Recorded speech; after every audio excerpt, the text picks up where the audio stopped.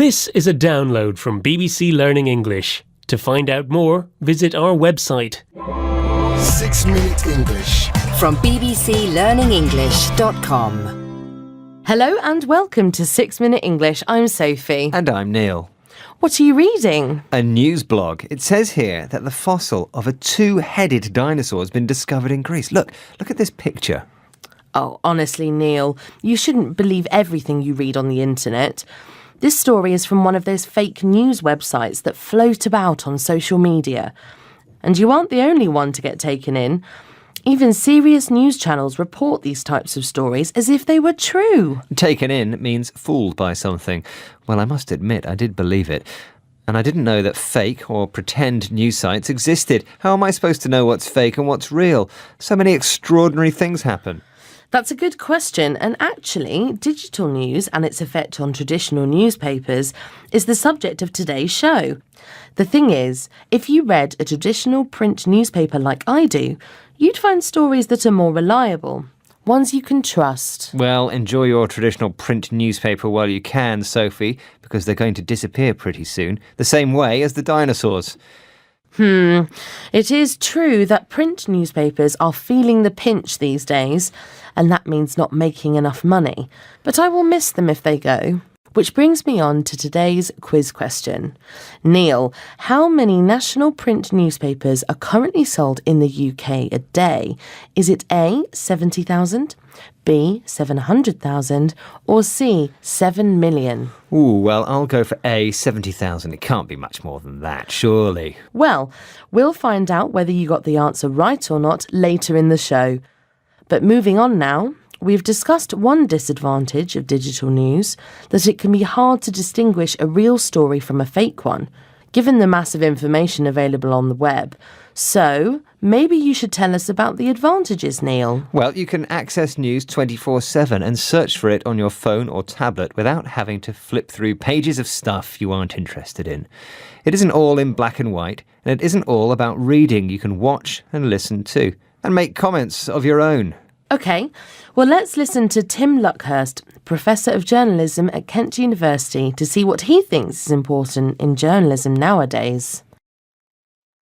It doesn't matter whether your local journalist produces news on a tablet, on a mobile phone, in print, online, on television or on radio. What matters is that there should be a diversity of journalism available and that it should be provided by professional reporters whose job is to do an honest, objective job, impartially in the public interest, not simply to rant or express opinions. Tim Luckhurst there.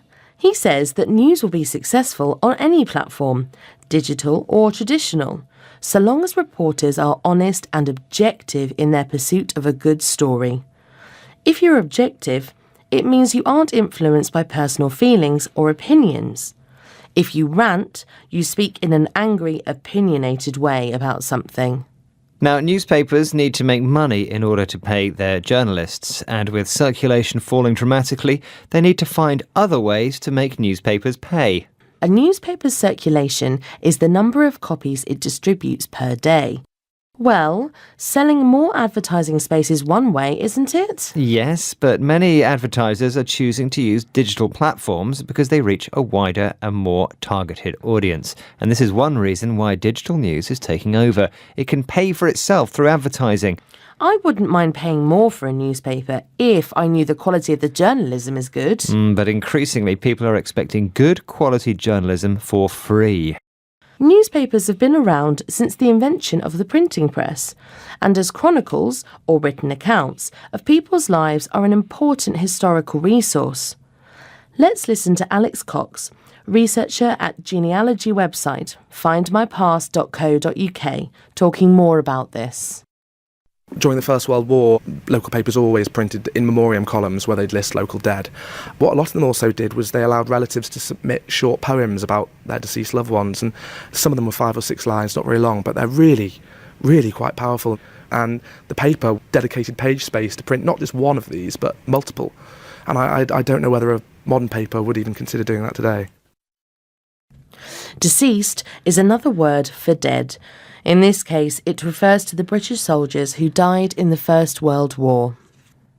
Local papers, at the time, printed poems written by the families of the dead men. Those poems, captured in print, are an important historical record of the time. Indeed. Now, remember, Neil, I asked you, how many national print newspapers are currently sold in the UK a day?